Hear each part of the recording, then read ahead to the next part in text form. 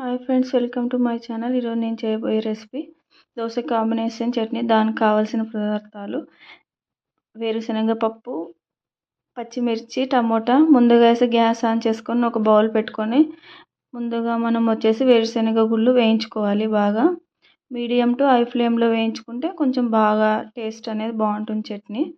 తర్వాత ఆయిల్ వేసుకోవాలి. అదే బౌల్లో మిర్చి వేసుకొని మిర్చి కూడా బాగా వేయించుకోవాలి. వేయించుకున్న తర్వాత నెక్స్ట్ టమోటాలు వేయించుకోవాలి. దాని తర్వాత టమోటాలు వేగిన తర్వాత పల్లీలు అనేది మిక్సీ పట్టుకోవాలి. మనం దాంట్లో కొంచెం తగినంత సాల్ట్ వేసుకొని ఫస్ట్ పల్లీలు గ్రైండ్ చేసుకోవాలి. పల్లీలు గ్రైండ్ అయిన తర్వాత పచ్చిమిర్చి యాడ్ చేసుకొని మిర్చి కూడా గ్రైండ్ చేసుకోవాలి. తర్వాత టమోటోస్ కూడా యాడ్ చేసుకొని బాగా థిక్ పేస్ట్ చేసుకోవాలి.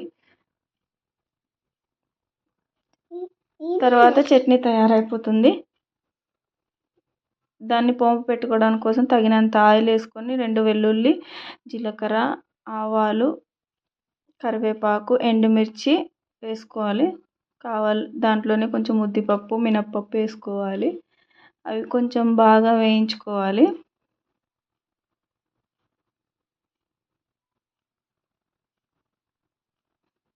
దాంట్లోకి చట్నీ వేసి కలిపేయాలి ఫ్రెండ్స్. ఇప్పుడు దోశ రెసిపీ. మా పాప కోసం నేనైతే ఊతప్పం లాగా వేసాను. ఎందుకంటే తను సాఫ్ట్గా ఉంటేనే తింటుందని మా పాప కోసం ఊతప్పం అయితే వేసాను.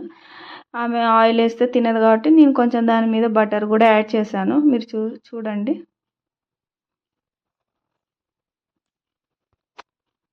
మమ్మీ బటర్ దోశ అంటుంది ఆమె, అందుకే ఆమె కోసం బటర్ దోశ వేసాను. ఇంకా స్కూల్కి టైం అవుతుందని ఇంకా త్వరగా అయితే చేసేసాను ఫ్రెండ్స్. దోశ కోసం ఎర్రకారం చట్నీ కూడా చేశాను, రాయలసీమ స్పెషల్. దానికి కావాల్సినవి మామూలుగా ఆనియన్స్ కట్ చేసుకోవాలి ఫ్రెండ్స్. చాలా సింపుల్. దాంట్లోకే కారం పొడి వేసుకొని తగినంత సాల్ట్ వేసుకొని దాన్ని గ్రైండ్ చేసుకోవాలి. గ్రైండ్ చేసుకున్న తర్వాత ఇక చూస్తున్నారు కదా ఫ్రెండ్స్, అలా గ్రైండ్ చేసుకోవాలి. ఇంకా అంతే, రెడీ అయిపోయినట్టే. తర్వాత మనం కావాల్సిన దోశ వేసుకొని దోశ మీద కావాలంటే అప్లై చేసుకోవచ్చు ఫ్రెండ్స్, లేకపోతే మనము సపరేట్గా కూడా వేసుకొని తినొచ్చు. మీకోసం చూపించడం కోసం నేను అప్లై చేసి కూడా చూపించాను ఫ్రెండ్స్.